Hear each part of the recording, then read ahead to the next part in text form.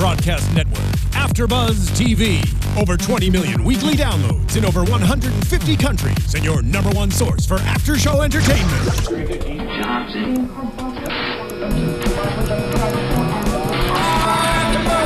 AFTERBUZZ TV, the destination for TV superfans, producing after-shows for over 300 of your favorite TV shows, interviewing celebrities and showrunners, and bringing you behind-the-scenes exclusives. All thanks to E! Entertainment's Maria Menounos, producer Kevin Undergaro, and internet leader Akamai.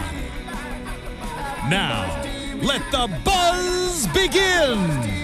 Hey guys, welcome into another episode of The Last Ship After Show right here on AFTERBUZZ TV and AFTERBUZZTV.com. We are live streaming today, as we always do, so if you want to get in on the conversation, you can tweet us, you can comment in the YouTube chat box, you can talk to us right away if you want to talk Last Ship live. If you don't want to talk live, if you watch this during the week, you can still comment on YouTube, you can subscribe on iTunes, you can rate us there. We check comments and everything all week long, so if you were doing that, go for it. I'm your host, Bobby DeMuro, joined, of course, by Kate Aquillano.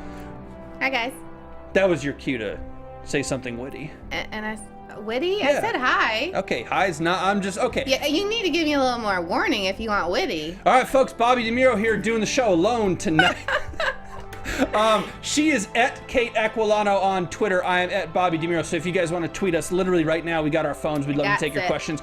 And if not, again, if you comment during the week, if you watch this, obviously during the week, you DVR Last Ship, which a lot of folks do. We check YouTube comments. We do all that good stuff. So talk to us there. Yep. Subscribe to AFTERBUZZ on every single social media network at AFTERBUZZ TV. Okay, let's talk. Recap today. We are recapping Alone and Unafraid. Sure are. Got a lot to talk about. Jeffrey Mitchner. Oh my God, you know I have to start with this, Kate. So the president, Jeffrey Mitchner? Well, hold on. So so we are, okay, folks. This is going to be the best after show ever. It might be a little unfocused. So here at AFTERBUZZ, I can't even get it out. Excuse me. Here at AFTERBUZZ TV, usually, depending on when shows air, we like to watch them together. We have screening rooms here. We, have popcorn and possibly alcoholic beverages occasionally, and we watch these shows together. We were watching Kate and I today. Just waiting for it. Kate and I today were watching Alone and Unafraid, the episode we're going to talk about eventually in this after show. Sure. And we should get into that right now. Like right now. And Kate says to me, our wonderful, fearless Kate Aquillano, gorgeous girl, says to me, what is Mitchner, President Mitchner, what's his first name? And I says, Jeffrey. And she starts laughing and she said, oh my God, I've dated a Jeffrey Mitchner. I have. And the breakup was awful. So the real Jeffrey Mitchner. It out there. If real Jeffrey Mitchner is watching, I hope you're not watching. My condolences, whatever happened, I'm on your team, man. I'm on your side. Are you serious?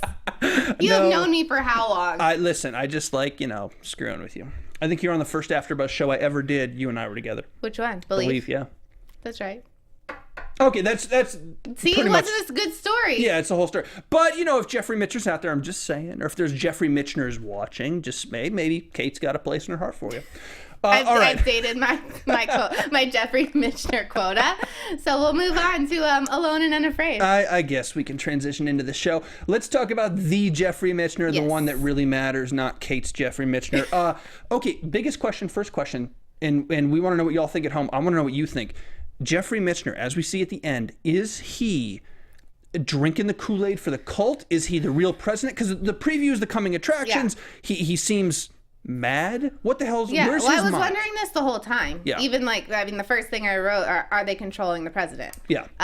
Throughout the episode, you kind of see him working on that speech, and you kind of think, well, maybe he's, into this whole "we are the chosen, let's kill every innocent person" kind of cult thing.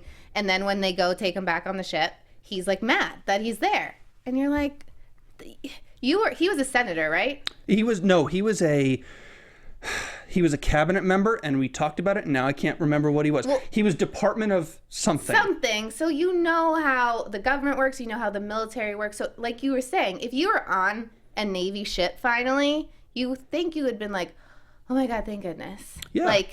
That we could get some order. But I think he has little issues with being there, obviously, that we see in the preview. And it's like, why? Did you really buy into that Sean's message that much that you can't see that you're with the right people now. Do you wonder if you're Mitchner? I don't remember what he was head of the department of blank, whatever it was. So fill us in. I mean, we can look it up. But during the show here, if somebody's watching, fill us in.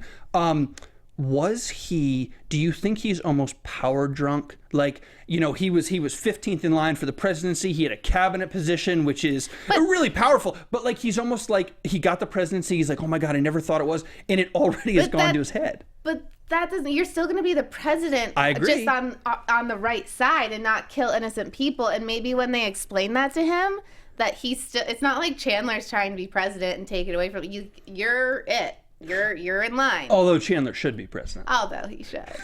But I agree with you.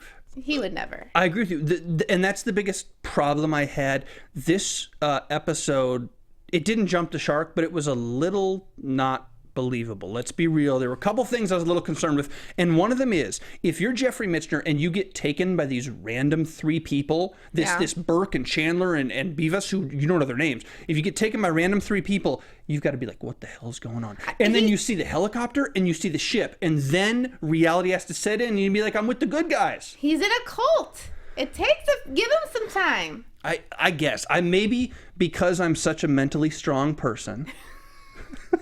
No, I mean, maybe because we would never, like, and most people, obviously, 99% of the people watching this would never join a cult, are mentally strong enough not to join a cult. We don't know how long he's been with that group of people. But but that's what I'm saying. That's my point. Because we're all mentally strong enough to be like, cults are ridiculous. We can see through the Kool-Aid. How brainwashed is he right Exactly. now? Maybe he's one of that 1% of people who's not only immune, but is also insane. Is also not fit to run the country. Yeah, no, we're going to find that out real quick. I think we'll find that out next week. Yeah. That's kind of a prediction, just throwing that out there. Jumping ahead. But this is my question. So where on the mental scale, not just craziness, but in terms of coming to terms with the fact that this is in fact the Navy, where's our boy Jeffrey Mitchner? There's nothing to come to terms with. You're on the USS Nathan James. I'm with you. There are uniforms. You have it's legit. So why is he yelling and screaming and bitching? He's brainwashed. He needs to leave. You saw that scene with him and Chandler where they were both grown men crying. For next week, coming next week. Yeah, that they have to they just need to jigger something with him. That's the technical term. That's what I was looking. Yeah. That's what the scientists do. Yeah, to a more sane thinking about maybe not killing like little kids with teddy bears. Well, to his defense though, did Mitchner know about the teddy bears? See, probably not. Yeah. He probably never even knew who Niels was. Sean doesn't know who Niels is. Yeah. Which is a whole other issue. But he probably, Sean picks and chooses. He's the mastermind. He picks and chooses what he's going to tell you. So let me ask you this question now, because we're going to talk about the extraction for most of the day, because that's what the whole episode was. Before we get into the extraction, broader question. Did the Navy, did Cobra Team, or Vulture Team, I guess, did Vulture Team succeed? Did Chandler succeed? Or did Sean screw it up? A little bit of both. Well, you got to pick one. They succeeded. So you're saying that what I mean to say is, were Sean's decisions so bad and the Sean and Ned tension is going to continue? Yeah. Or no matter what Sean did, hey, Chandler knows what the hell he's doing. Like Chandler said, Sean is much more organized than he gave him credit for. Yeah. But he is also a foreigner in the U.S. trying to make something of nothing. I don't even know if Sean believes about the chosen thing. I just think it's his way of getting these people to follow him and giving him more power. But I agree with that. He's, he has all these people that believe in him that he needs to feed. And there's a lot of stuff going on. So he should have made some better decisions. Let's let this stranger named Tommy guard the president. Mistake number 1. Huge, unforgivable mistake. Yeah. And I mean, the supply run wasn't really a mistake. The mistake was really not noticing these strangers in the first place. How did Green and Tex just fall in to be workers of yours? No one was like, hey, where did you two come from?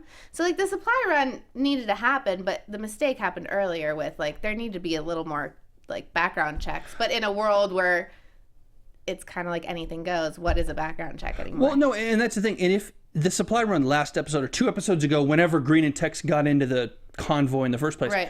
if you had established as a show that this was a ton of strangers coming Right. together, I would have believed that everybody's equal, what is whatever. this blue truck that's now in our convoy? Same difference. But the way they never established that it was a ton of strangers, like the group, when Burke and Chandler were with the group, that whole group is a ton of strangers Yeah. in the speech, in the room. But the supply run people, they never established that it was tons of strangers. It was just supply folks who had a job to do, plus Green and Tex. Right. So when those guys show up, the red flag should go right the hell up. Exactly. And then you saw that when Green's doing the, with the teddy bear, and he's like, we can't do this. And the other two were like, this is what Sean said, or this is what Ned said, and Ned is Sean's brother. So you know that they've established They're on the inside. They're on the inside. Yeah. So like, how are you okay with these two strangers being there? Two strangers being there is confusing. The really, really confusing decision is what you mentioned a minute ago, letting, quote unquote, letting Tommy guard the president. I know, so Mitchner wants him, and Mitchner didn't know. Mitchner had no idea at that point. So Mitchner wants the American. I get it, whatever, Little does Mitchner know the whole thing to want the American was total ploy. Right. But that was pretty genius. It was pretty genius, but if you're Sean, there's no way in hell you need Tommy around. No. Send Tommy on his way. You have like 4 people in like full bulletproof vest, like machine gun. Just have 6 people surround him in a circle. You don't need Tommy. It was a bad decision by Sean, but it was such a bad decision by Sean. Here's the thing. To me, you have Sean and Ned, and we're supposed to hate Ned. Ned's supposed to be the loose cannon. Ned's supposed to be, we talk about him, he's supposed to be the crazy one who has these ideas. And Sean is the more responsible one, and he's dangerous, and he's the adversary, but you're still like, at least now. At least he has a plan. Yeah, and at least for now, if you had to pick Sean or Ned, you'd be like, Sean. Yeah. Ned's crazy. Ned is a loose cannon. So for Sean to be the not loose cannon, but to give the stranger a gun, to let the stranger guard the president, the whole scene when they did that, when Sean pulled the gun on him and then handed it to him. Yeah, I mean, that was... I was like, what are you doing? What? This is so not Sean. It just doesn't make any sense. Maybe he's, bitten off more than he can chew. And he's trying to give America to the Americans because he doesn't want to deal with it. He wants to What? But... That's true, though. He has a plan. Well, he does. But we know that he wants to go back to England. They've talked about it between Sean and Ned privately. They both want to go back to England. So you want to give America to Americans or whatever, and you need to make allies. But he still wants to control it. For sure, which is why you don't give it to a stranger. Yeah. It doesn't make any... That was real dumb. Not like stop watching the show dumb, not jumping the shark dumb, but it was a weird call to make for a character to do. Sean's network is getting way too large for people that are not trustworthy. Yeah. And how are you going to run this cult thing from a different continent? I mean, you're not. That's just the thing. You're just not. So, and I think that's what Ned sees, and that's why he's like, why are you obsessed with taking over the United States? Well, let's go back home. We have the power. We've already done it over there. Let's go live large. Yeah. What is Sean, why is Sean so obsessed with now taking over the U.S.? Well, he obviously has a reason, but other than power, what is it? Well, land, strategy, infrastructure, all the basic stuff. Infrastructure everywhere in the world's destroyed, but you got to figure that in the best infrastructure in the world to begin with has got to be the best of the destroyed. Right. Like Africa, South America, some of these places have to be just terrible right now. Right. But the other thing I would venture a guess at, because that's where I think this show could go, is something like nuclear weapons. You'd have to think that the military stockpiles in America, Sean has to see that and be like, hey, I don't know much about, secret military stuff. I'm not an insider, but there's got to be some great shit here. Right? I'm sure. I that's just me, though. But if that is anywhere on his radar, it's like he's jumping too far too quickly. Well, for sure. But him and Ned are both kind of crazy. I would believe they jumped that far. Yes, they are. But what was not believable to me was Sean giving up so quick. Tommy, have a gun. Yeah, Tommy, that's the thing. I was like, president. sure, you can stay, but you can't have a gun. I don't know you. Here, just have a weapon. And if quote unquote Tommy, if Tommy had fought off the quote unquote attacker, Burke, with his hands, right? If he fought off Burke with his hands and rescued the president... He can take care of himself without a weapon. Yeah, you can just be like, for a couple weeks, we're going to put you on a trial period. You're going to use these 2 things at the end of your wrists. They don't think like that. They're like yes or no. I guess. Right now, there's no gray area. I like you or I don't like you. You're dead, you're not. I guess. You're chosen or you're not. That's the thing. And that's the wild card maybe is the chosen thing. And so Tommy convinces him that I'm chosen and blah, blah. And Chandler knows what to say. Chandler's a master manipulator. Yeah. You have to be. Also, like, I know there are a lot of people there, but like Chandler recognized Ned. Did Ned really not see Chandler? He's like the biggest dude with like silver hair. I mean, they had like a long conversation on the Solace. Can I, That was a little... Let me say this. What? Kate. Yes. Not everybody is going to focus all their attention on Eric Dane like you do. He just holds himself so well. That, like, in a crowd of people, your eyes would just go. Not everybody No? is into the silver fox like you are. I like me a silver fox. Your face is the color of your cell phone case right now. No, you're right, though. I mean, you're absolutely right. Like, They're like nemesis. And not only that, but Ned is the paranoid kind of crazy. He'd be scanning that room. 100%. 100%. That's why, like, I don't know. I'm not disappointed in this episode. I'm not disappointed in where the show is going. I guess it depends the next few weeks. But this one episode is like the first, like, tink to me where I'm like, well, wait a minute. That's the reason we love this show so much is because it's always so like, okay, that's probably what happened. Like, yeah, I could see that happening and I could see that decision and that makes sense. And so these little things, you're like, huh, was that just for like a story thing, or we'll see where it goes in the future? But it's like Ned would have saw him. And there's things I'm okay with about this episode that are ridiculous, but they're TV ridiculous. The firing of the guns at the very end when the helicopter takes off and the opponents fire 6,000 rounds. Yeah, we're like, and who's gonna die? Like, we had a conversation like, okay, someone's not gonna make it. Who's gonna be? Everyone makes it. At least someone gets shot. And I'm okay with that. It's okay. I get it. That's TV. It's TV. The other one is the Walker Texas Ranger fight scene in the kitchen where everybody dies except for our three people and no the one's president. injured. Yeah. Like, and they have machine guns and they're fighting with forks. Yeah. I mean, I know she is a badass, but it was forks. And I get it. And the way they set it up, the fights were like not unbelievable. It wasn't like, the Walker Texas Ranger where 15 guys surround you and then come at you one at a time. Like, it wasn't that ridiculous, but just little things like that. Today I was like, this is the first episode where I'm like, first one. Interesting. I feel the same. And that's not to say, I don't like it any less. I mean, obviously I love the show. There's no consequences. If it keeps getting insaner and crazier and weirder, then sure. But I don't like it any less. It's not a bad show. Right. It's just the first episode in 2 seasons for me today. Right, that's why it's so noticeable. Exactly. Because every other episode, we're like, yeah, that makes sense. Mm-hmm. And even, I wasn't here last week, but 2 weeks ago when we were like, that didn't make sense. They explained it in the next episode. So maybe we'll have some explanation in the future. I would love a little. This was also weirdly paced. This isn't a bad thing, but it was paced really uniquely for this show. Really slow for like 45 minutes and then nonstop action to the end. I was nervous. Yeah. I was like... Sweating a little bit? A little bit. Were you sweating because you were nervous about the show or were you thinking about contacting your Jeffrey Mitchner? I knew that was coming.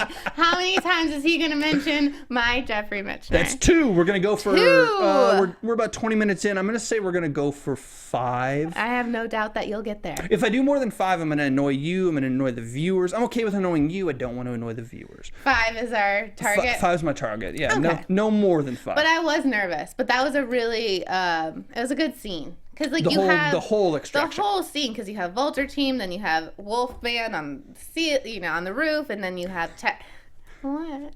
Just the nickname, like Wolfman. His name is Wolfman. I know. I'm just saying. Then you have Tex and Green, and then you have the ship and the sub.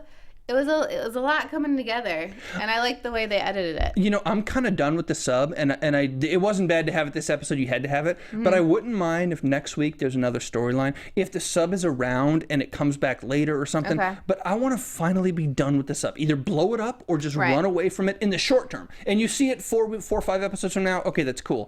But I want to go to the next thing. I want them to go inland. Maybe I want them to do whatever they're going to do with President Mitchner. Yeah. I want them to go to the next thing. I think that's going to be the focus. The president, and like he even said, we're gonna use the president just like they were gonna use him by taking America back. Obviously they're not gonna kill innocent people, and they don't think they're the chosen, so they have to convince the president to change his mind and to help them with their goal. So I think that will be more the focus than, and I think towards the end of the season, it'll be like more Sean and Ned coming back for revenge with the sub.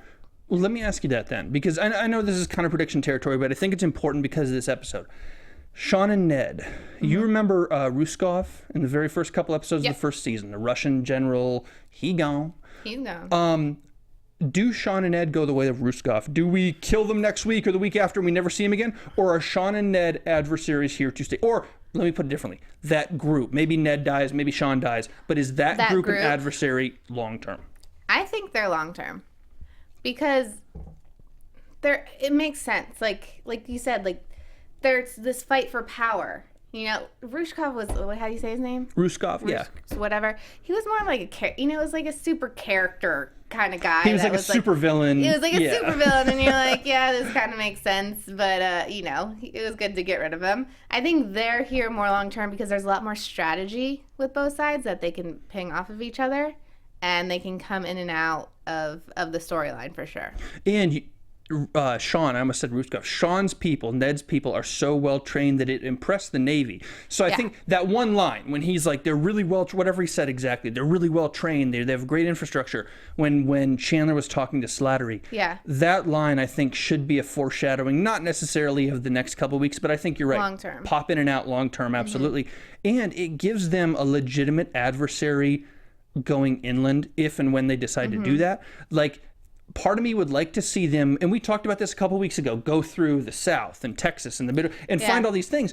But the risk when you go all crazy places inland, the risk is every episode is a new weird adversary. Yeah. And then it becomes ridiculous. Well, not if Sean has this network of, and they all kind of work for him, which I don't think is going to happen all the time, but I think they're going to run into his people. Yeah. And then, you know, who they run into on these random places, I don't know. Maybe they're good, maybe they're bad. And the foreshadowing or backshadowing, maybe, since they referred to it in the past, of Sean and Ned's guys already having taken over Europe. So if you've taken over Europe and you've got this really nice sub that they've got, high-end sub, you are successful enough that there's no reason you couldn't do it again, right? No. So they can go, but I mean, I'm sure there's tons of equipment and ships in Europe that they can just come back over with, and even with a larger crew. Yeah. So I don't think they're going away. So we're going to see them for quite a while. I have a feeling either Sean or Ned will die at some point, but the group for sure. Those two are so unstable. They're not going to last. Well, Ned is without an ear now, which is a problem. That was so gross. that was really gross. Okay, so let's talk about the physical extraction scene, the heavy stuff at the very end. Okay. Tex and Green, it really starts with Green. He's the one who moves the thing first. Which I didn't think was smart. Really? Well, I thought he could have played it like he was yelling at the girl to like run, and I was like, dude, whisper it to her so it looks like you're convincing her to hold the teddy bear.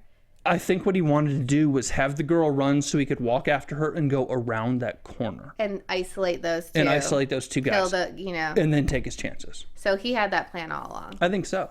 Did you think that Niels was going to recognize Tex? Because I was like, but the whole when Tex came back at him with like, well, do they know who you are? It's like, yeah. Good Tex. Tex don't screw around. He does not. He was like, you could tell on me, but I could tell on you. Listen, Tex, let's be honest, okay? Tex is a goofy guy. Tex is, but he knows his stuff. Salt of the earth. But when push comes to shove, I want him on my side. Tex gonna be shoving. He's gonna be shoving for sure. But like that encounter was one of my favorites of the episode. Yeah. Because they both, like, he's like, I know, I think Sean and Ned would be very curious to, who you are and why you're here. And Tex just comes right back at him and you don't really see I wonder if the whole shots, like Green didn't shots fired over there, what would have happened? That's a good point. Because we don't really see the fallout because then the fire starts. I'll tell you what probably would have happened. Ned hates Niels. That's pretty well established. Hates him. Ned was the one out there, the commander out there. Sean was with the president. So I think if Niels had tried to tattle on Tex to Ned would have been like get the hell out of here. Like, what's wrong with you? Yeah. Like, maybe I'll be suspicious of Tex, thank you. But Niels, I don't like you. Go the hell away. Like, don't talk to me unless it's absolutely necessary. So Niels doesn't have the most credibility with Ned. Yeah. So I don't think that a tattle would have even mattered. Sure, maybe Tex winds up on Ned's radar too. Yeah. But Ned wouldn't go back and be like, hey, Niels is an asset. He scouted this guy. Ned's going to go back to Sean and be like, this Niels dude is way off base. Can we just kill him? Can we just get rid of him, please? I don't want to deal with him and his teddy bears anymore. Let's get rid of this frickin' guy. Which is kind of what you said about your Jeffrey Mitchner when you guys broke up. Oh, MG. That's number 3. Okay, so the extraction, we got Tex kicking ass, Green kicking ass. Everybody's doing this without these, semi-automatic weapons. Right. They've got handguns. They got, side revolvers, whatever you say. Believable, I guess. Yeah. I think the point is some of it is unbelievable, and the action's a little like Michael Bay action. There were definitely some military-esque guys on that convoy, but there was also just like worker guys. Yeah, just big dudes. Big dudes that probably didn't have a lot of training. Yeah. So I think those two could have. It was more realistic. Yeah. Niels did get shot, so he's like wish he would have died. Maybe? Well, we don't know. You know that he can't die, but I wish he would have. He can die. No, I mean he can, but he's not gonna end this shit. Come on. He's not gonna die. He's patient zero. He's absolutely gonna survive. He's such an interesting character. I need to look up who plays him because he does it really well. It's almost like, and I don't mean this offensively, it's not an offensive thing, but the way he's playing him, and I really like it, it's almost like have you ever met either very, very intelligent people or very, very awkward people for whatever social reason or psychological reason who can't relate to other people? Well, yeah, I mean he's a genius. But it's not because he's unlikable. I mean, he is kind of unlikable. No. But it's not that. It's just that he's not a people person. But he also realizes it, which is another layer on top of that, because when he's suspicious of Tex, and Tex is kind of just like ducking away, and he's like, dude, you're creeping me out. And he goes, like, he knows, like, oh, I do that, so I'm probably just gonna walk away. Like, I get it. But I was like, it was such a good, like, the way he's playing is really interesting. It's good because it's not creepy, it's weird. There's a difference between weird and creepy. Creepy is like leering at people or like being overly, sexual or crude or whatever. He's not doing that. No. He's just being like a little off. He's a little off. It's perfect. And he's also okay with killing innocent people. Which is also weird and macabre. Yeah, because he's a scientist. Like, he knows that there's a cure, and you think that is he just evil? Remember how he got into this mess? He does not give a damn. He doesn't. When push comes to shove, he's pushing. Well, I think he's just on whoever's side's not going to kill him. Yeah. Whoever he can, like, stick around with. And he's trying to manipulate people. Remember very early on, first season, I don't remember when it was, I think it was near the end of the first season, we see him, he's in like a courtyard. The cafe? Yes. Yeah. So I got the impression, and this is a long time ago, and it's been a while since I marathoned this 2 months ago again. Yeah. But for some reason, I have the distinct impression from that scene maybe that he wants like fame, influence, power, something like that. Am I wrong? No. I feel that because I think he wants his name out there as like this, scientist to remember in whatever field, that would be. But he obviously doesn't care how he's going to get that way because he is infecting the world. I mean, he is the one reason. He's the reason that we're in this situation. Sometimes you got to do what you got to do for glory and fame. For glory and fame. Kill everyone. Even if it means killing 5.5 billion people, or 7, whatever billion people. Yeah. Doesn't matter.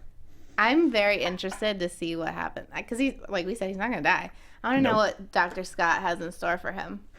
Yeah, I do too, because Dr. Scott's not super important in this episode, but she's doing something very important. It just never really came to fruition this round. There's just more tests. And are you buying the vaccine through the air in whatever crop dusting the vaccine across the U.S.? No, I don't think that's going to work, and I think that's why they brought Niels in. It's gonna give her something with his blood because he's the first one. It's gonna give her another idea. Or something with his knowledge He's gonna help now? Like, what if they manipulate him? What if they manipulate his glory, fame, whatever thing? What if they can, I don't know, threaten him? What if, maybe, listen, Chandler, when I saw Chandler working with the president, when I saw that whole extraction team work, these dudes know how to manipulate, both physically and psychologically. So they're trained. This is what they do. And I do think Neil likes Dr. Scott. Yes. Like, he respects her. I think he cares about her opinion. Yeah. So right now, probably her opinion of him is very low. So like you said, maybe he helps to get back on like her good graces again. Whew. Because he does care about Rachel Scott. But Neil's is what we call a front runner, right? Yeah. He's going with whoever's helping him out, whoever's looking winning, like they're winning. Yeah, he's a front runner. Yeah. So, I was going to make a reference, but I won't. It would have been too long to get that reference in there, and I got a little time to get my last 2 Jeffrey Mitchners in. You have time. That was 4. No. I mean, I need a good reference. Okay. That wasn't a good reference. Can you talk about Burke's nose being broken? And yeah, we can actually. I was just going to go there. So let's talk about Burke and Beavis. Okay, Beavis. Let's be honest. She's full of crap. What? She likes him. She's not kissing him as an anesthetic. Sure. She I likes know where him. you're going. Yeah, She likes him. Totally. But that was cool. Well played. Well, okay.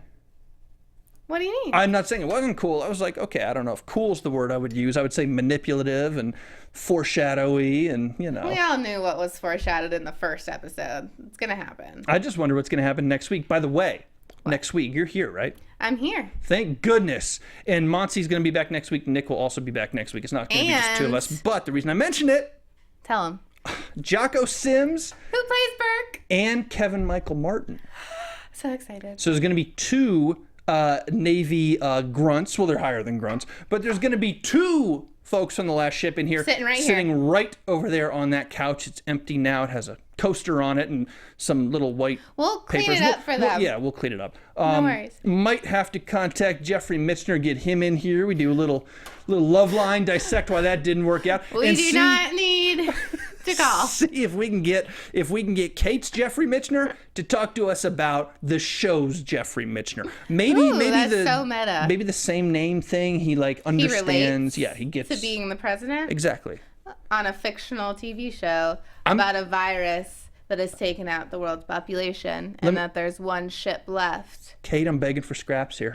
This is all I got. He will definitely relate to that. Okay. Definitely. Did it not work out with you and him because he was off saving the world?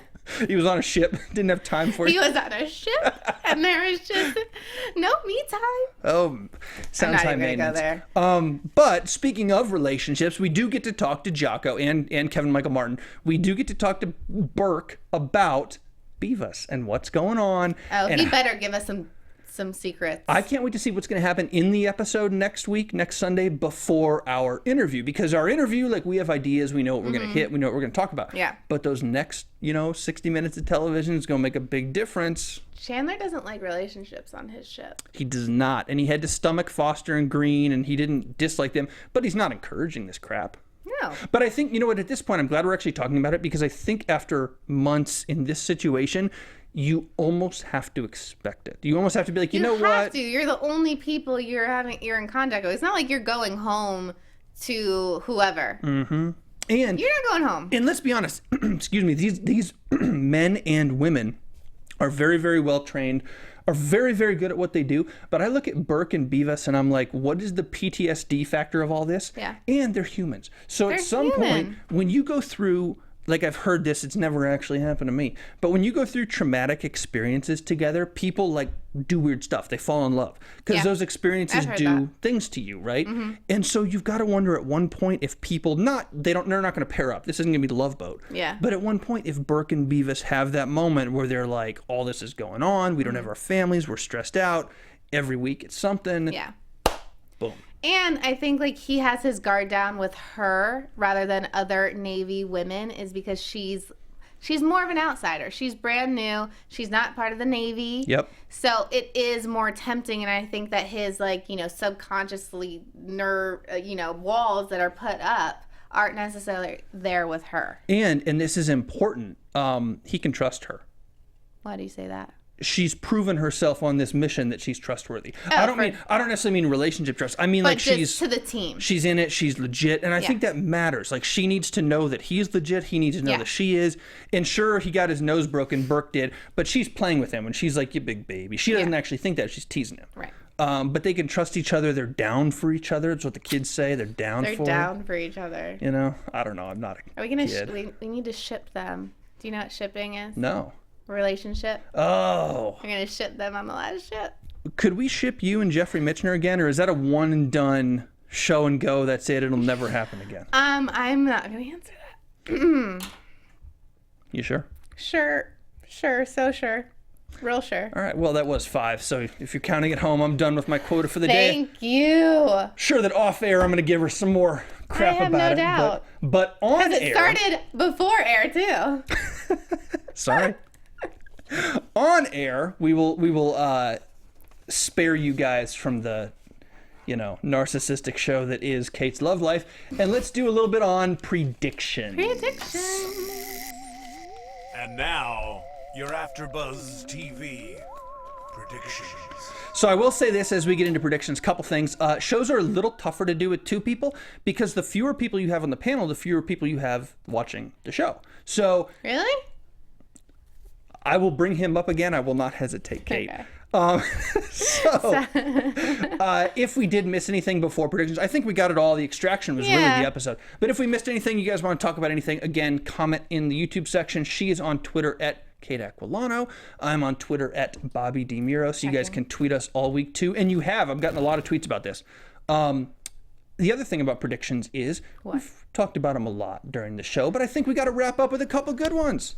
So what do you got for me? We've mentioned this about this show before, yes. but I don't mean this in a negative way, but not a lot happens in one episode. It's very it's one event. I'm not entertained.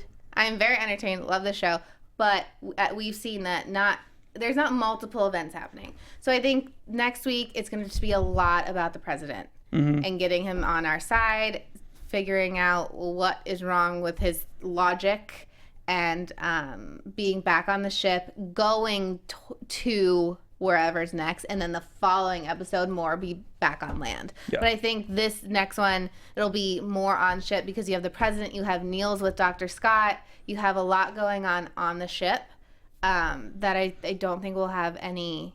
I think we'll say goodbye to Sean and Ned for a majority of the episode as well. Maybe check in, but I think it's going to be more regrouping and where do we go from here? I agree with you. This is going to sound harsh, but this week was kind of a dud to me, and I hope we get more next week. Now, a dud on this show, the way this show's been going, a dud here is a above average episode. Pretty good episode. You and I have done some terrible really bad TV shows. We've done some terrible TV. This is not terrible TV. No. But to me, this was a little bit of a dud and still really interesting. Didn't hate watching it. But looking back on it now, I'm like, you know what? This was kind of a and you're probably going to have 1 or 2 of those every season anyways. So next week I want not a lot more. I'm not talking more explosions. I'm not talking more stuff. I just want something a little bit more focused. And almost. I think that we'll get that. And I think we will get that. I agree with you. And the other thing, and really my prediction is, do you remember the scene with Jeter and Slattery? I wrote it down. There we go.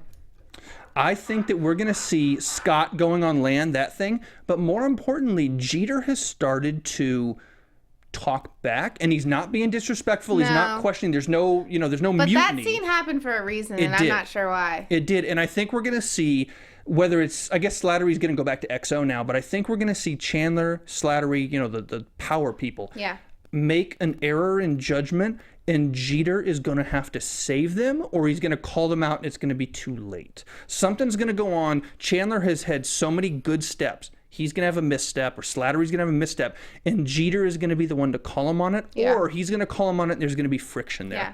I can just feel something coming, because Jeter's kind of the voice of... He's the voice of reason. And fear. And he's a little bit uncertain and scared, and he has every right to be. But he's a little bit... I've noticed him, he's a little more reticent. So I think we're going to have a little Jeter versus Slattery and Chandler. Not a fight. They're not going to, It's crazy how, those 3 characters couldn't have, different... They're so different. like the different personalities they've established in each of those characters Yeah. as the three heads of their group. I love that they were able to establish such different personalities. And I like them all, and I've predicted before that we'll lose Jeter, and I still think we will. Of the top three, Jeter I think will be the one to go. I don't think it'll be next week unless something weird happens. But I like them all. I just think that Jeter is, in a way, Jeter is almost thinking more clearly than the other two. Slattery running a little bit scared this week, and Chandler is, you can't be involved with everything, dude. You got to take a nap. Right. Well, and it's like, is this revenge? You know, because we saw Jeter in the last episode. Like, is this your white whale? This sub? Yep. Like, so is this revenge gonna keep coming back? Is he gonna be so occupied with the president now, or even be more occupied with destroying Sean and Ned, even though he probably won't have contact with them in the next couple episodes?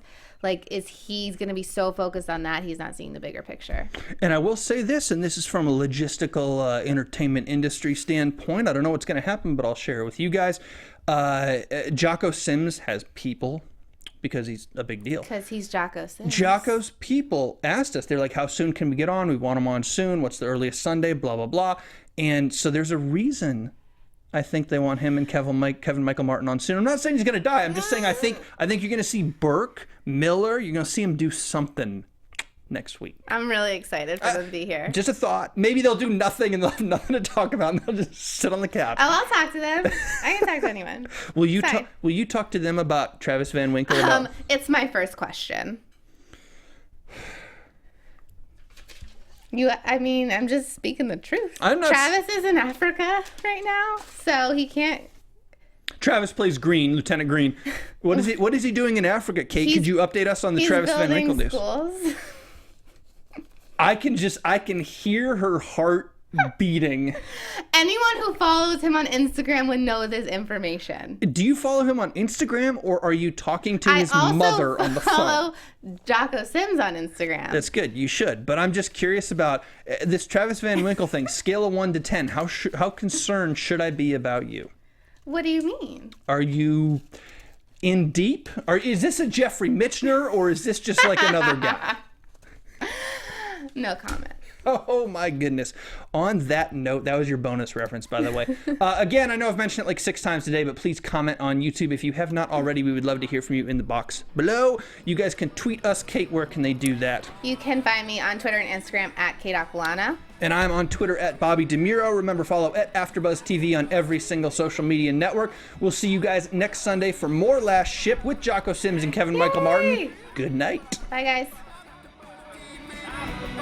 From executive producers Maria Menounos, Kevin Undergaro, Phil Svitek, and the entire AfterBuzz TV staff, we would like to thank you for listening to the AfterBuzz TV network.